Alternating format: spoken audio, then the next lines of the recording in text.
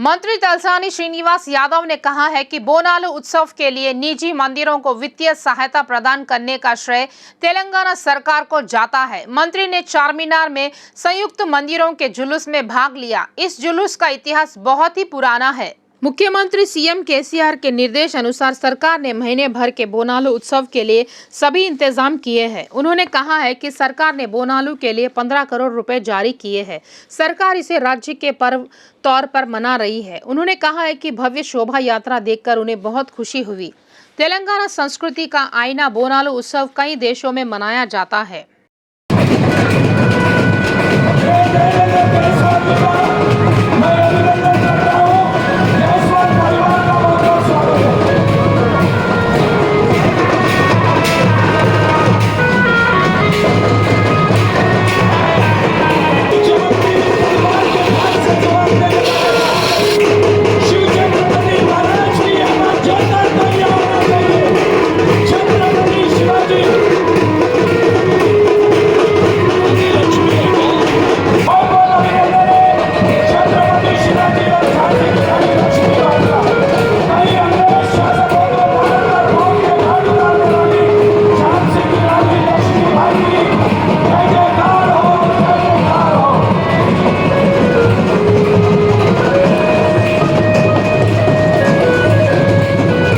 अनुराधा ने भविष्यवाणी में कहा है कि लोग उन्हें बहुत सता रहे हैं, इसीलिए उन्हें गुस्सा आ गया। पुराने शहर के लाल दरवाजा सिंह वाहिनी महाकाली देवी मंदिर में रंगम कार्यक्रम का आयोजन किया गया। इसी के अंतर्गत अनुराधा मिट्टी से बने कच्चे कलश पर खड़ी हो गई और भविष्यवाणी सुनाई। भविष्यवाणी में कहा गया है कि लोग ठीक से उनकी पूजा नहीं कर रहे हैं, पाप बढ़ रहे हैं क्योंकि लोग बुरे काम कर रहे हैं। सभी लोगों को सलाह है कि वे अपना बुरे काम करना रोक दें। उन्होंने देवी की शांति पूजा कराने के लिए कहा। यदि ऐसा किया जाता है तो उन्होंने लोगों की रक्षा करने का वादा किया। उन्होंने स्पष्ट रूप में कहा है कि उनके बारे में सोचने वालों की किसी तरह का खतरा नहीं होगा।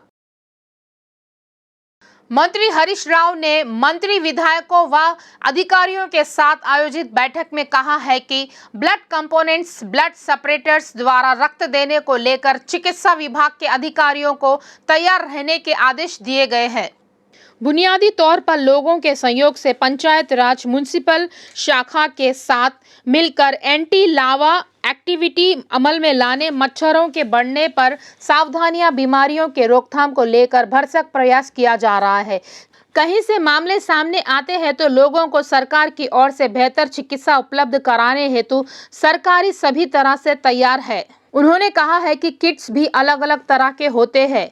रैपिड किट्स ग्राम स्तर पर तैयार रखे गए हैं। वहीं आरटीपीसीआर किट्स से कंफर्मेशन करने को लेकर सभी तैयारियां पूरी कर ली गई है। इसके अलावा सरकारी स्कूलों में मिड डे मील हो, BC hostel, SC hostel, ST hostel, residential school.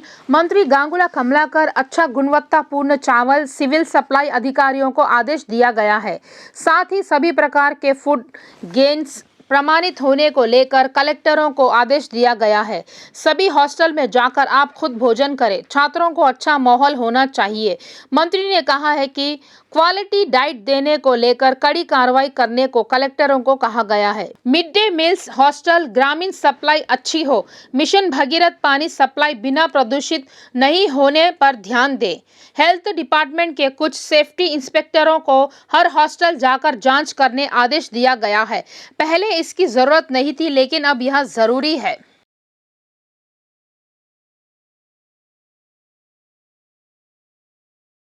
CLP नेता भट्टी विक्रमाकर ने कहा है कि मुझसे बात करना है तो मेरे घर पर आए।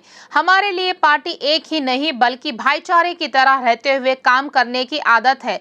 ऐसा होने पर कांग्रेस से दूर होने या छोड़ने के डर से मिलकर काम करने की बात को लेकर मुलाकात की। भाई के तौर पर उनकी बातें सुनने के बाद मैंने एक ही बात कही कि सीएलपी के तौर पर मैंने प्रयास किया था। 18-19 में से 8-9 एमएलए द्वारा मेरा नाम कहे जाने के बावजूद मैंने उस दिन एक बात कही है। उस समय ऑब्जर्वर वेणुगोपाल और कुंतिया थे, उन्हें भी बताया था। व्यक्तिगत तौर पर अवसर दिया जाता तो निश्चित तौर पर कांग्रेस की ओर से लोगों के सहयोग से वह लोगों के लिए असेंबली में सवाल पूछते।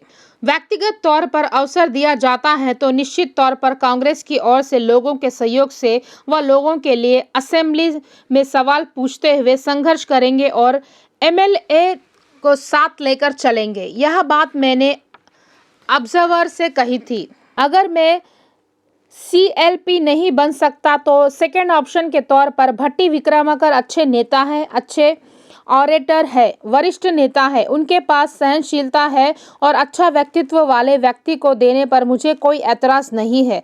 ऐसा कहने पर भट्टी विक्रमार्का को सीएलपी बनाया गया। बाद में मुझे सीएलपी नहीं बनने पर मीडिया के सामने मैंने कहा था कि राहुल द्वारा लिए गए निर्णय प्रति कटिबद्ध रहते हुए हमारे सीएलपी नेता को पूरी तरह से सहयोग देना। दुर्भाग्य की बात है कि कुछ दिनों बाद 12 एमएलए पार्टी छोड़कर गए। इसमें मैं थोड़ा अपसेट हुआ। इस पर पीसीसी में बदलाव नहीं किया। ऐसा होने पर कुछ भी निर्णय नहीं लिया जा रहा। अगर समय पर निर्णय नहीं लिया तो चिड़िया चुग खेत अब पछताओ की हालत हो जाएगी। यह सोच ही रहा था कि राहुल ने भी अपने अध्यक्ष पद से इस्तीफा दे दिया। मैंने उस समय कहा कि ऐसा होगा तो कांग्रेस नहीं रह पाएगी और उधर बीजेपी केंद्र में आगे बढ़ने के बारे में बताया था। मैंने कांग्रेस के खिलाफ कुछ नहीं कहा। सीएलपी नेता भट्टी विक्रमार्का का कहना है कि विधायक राजगोपाल रेड्डी कांग्रेस से है। राजगोपाल ने कहा है कि वह इसीलिए बोलने आए क्योंकि वह पार्टी विधायक है। बहुत से लोग पद चाहते हैं लेकिन कुछ लोग उन्हें प्राप्त करते हैं। उन्होंने कहा है कि राजगोपाल को राज्य के लोगों के लक्ष्यों के लिए काम करने को कहा। राजगोपाल ने खुलासा किया है कि हम मिलजुल कर केसीआर के खिलाफ गंभीरता से लड़े। उन्होंने साफ कर दिया है कि अगले चुनाव में कांग्रेस सत्ता में आएगी। वाईएसआरटीपी अध्यक्ष शर्मिला ने पूछा कि सीएम केसीआर ने यह क्यों नहीं कहा कि पोलावरम से राज्य के लोगों को परेशानी होगी। हालांकि उन्होंने पड़ोसी राज्य के सीएम को अपने घर बुलाया था और उन्हें मिठाई खिलाई थी। लॉर्ड्स पॉन्ड में आयोजित बैठक में शर्मिला ने सीएम पर निशाना साधा। कालेश्वरम परियोजना के निर्माण के बाद और अधिक बाढ़ आई। उन्होंने पूछा, कालेश्वरम परियोजना के निर्माण से क्या हासिल हुआ है। शर्मिला ने खेद जताते हुए कहा है कि कालेश्वरम की गलतियों की जिम्मेदारी कौन लेगा। शर्मिला ने आपत्ति जताई कि कालेश्वरम ने केवल रंगीन तस्वीर के तौर पर पर्यटन स्थल के रूप में काम किया है। उन्होंने टिप्पणी करते हुए कहा है कि सीएम केसीआर ने कड़ेम परियोजना के गेट बदलने की मांगों पर ध्यान नहीं दिया।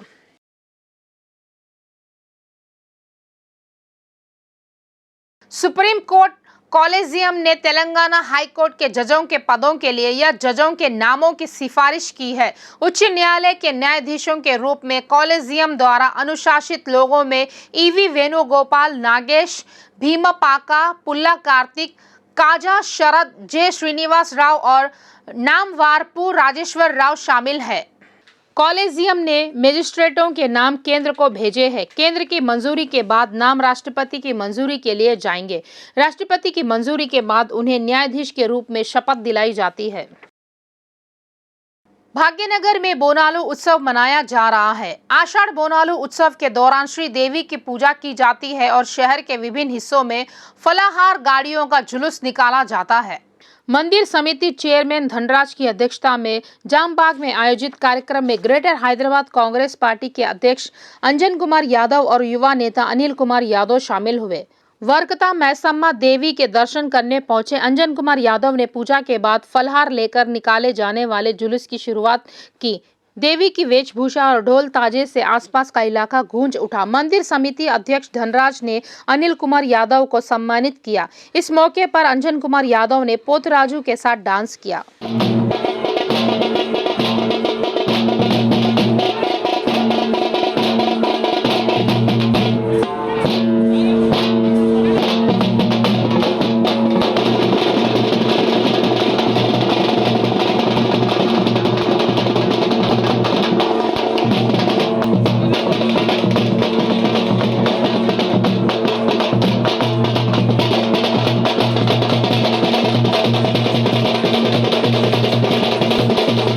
अंबरपेट के श्री महाकाली मंदिर परिसर में बोनालू उत्सव भक्ति भाव के साथ मनाया गया। उत्सव के दौरान घटना घटी। मंदिर समिति के उपाध्यक्ष चंद्रशेखर गौड़ ने श्रीनिवास नाम के श्रद्धालु पर हमला किया।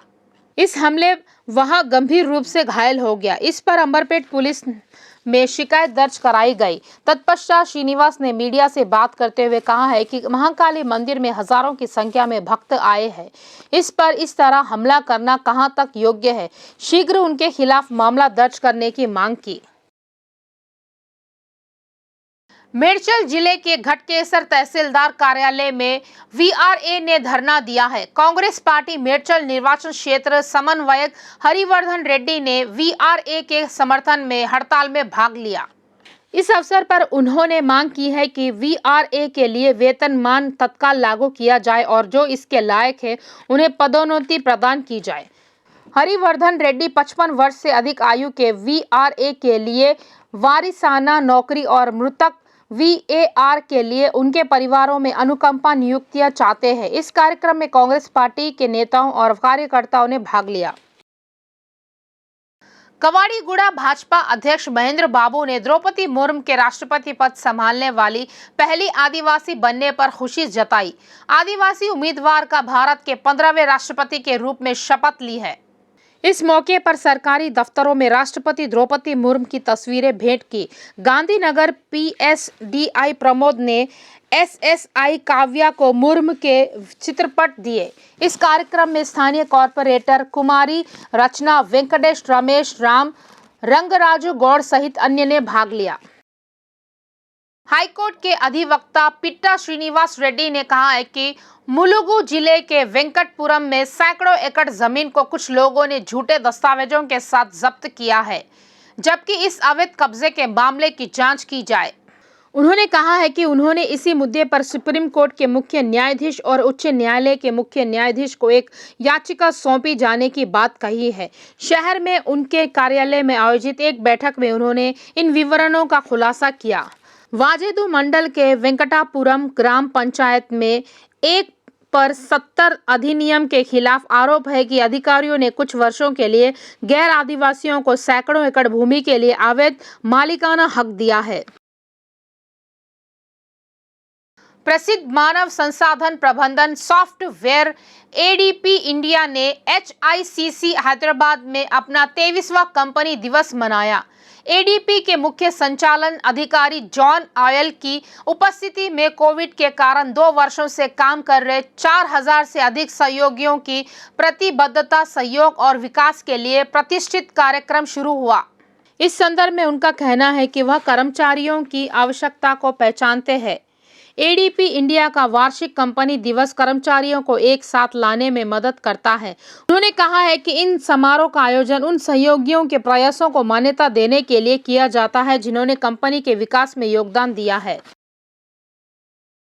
हैदराबाद शहर में रात को बारिश हुई। लगातार हो रही बारिश से शहर भीग गया। सभी सड़कें जलमग्न हो गई और वाहन चालकों को परेशानी का सामना करना पड़ा। खैरताबाद, पंचागुट्टा, अमीरपेट, बंजारा हिल्स और अन्य इलाकों में बारिश हुई। मौसम केंद्र ने कहा है कि राज्य के कई हिस्सों में आज और कल भी हल्की से मध्यम बारिश होगी। कारों को तेज रफ्तार से जाते समय पलक झपकते ही 2 आंखों से देखना संभव नहीं होता। कहीं प्रतियोगिता आयोजित की गई हो तो इसे टीवी के अलावा लाइव देखने का अनुभव कम लोग लेते हैं। जल्द ही यह अनुभव भाग्यनगर वासी ले सकेंगे। फार्मूला ई रेसिंग कारें यहां धमाल मचाने वाली है। प्रतियोगिता अगले साल 11 फरवरी को होगी। इसके लिए 2.37 किलोमीटर का ट्रैक सर्किट पहले ही चुना जा चुका है। फार्मूला ई रेसिंग एक electronic powered single seater championship है। इसकी शुरुआत 2014 में हुई। वर्तमान में शहर प्रतियोगिताओं के 9वें सत्र का आयोजन स्थल होगा। इससे पहले लंदन, न्यूयॉर्क, मैक्सिको, रोम, बर्लिन, सियोल और वैंकूवर जैसे शहरों में इन प्रतियोगिताओं की मेजबानी की थी।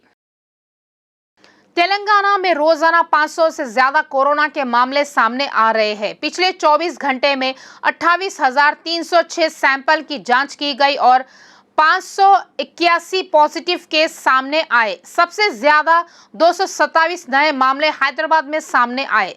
रंगारेड्डी जिले में 45, मेडचल मल्काजगिरी जिले में 40, पेद्दापल्ली जिले में 30, भद्राद्री कोत्तेगुडेम जिले में 26, मंचिरियाल जिले में 24, नलगोंडा जिले में 22 और खम्बम जिले में 20 मामलों का पता चला है।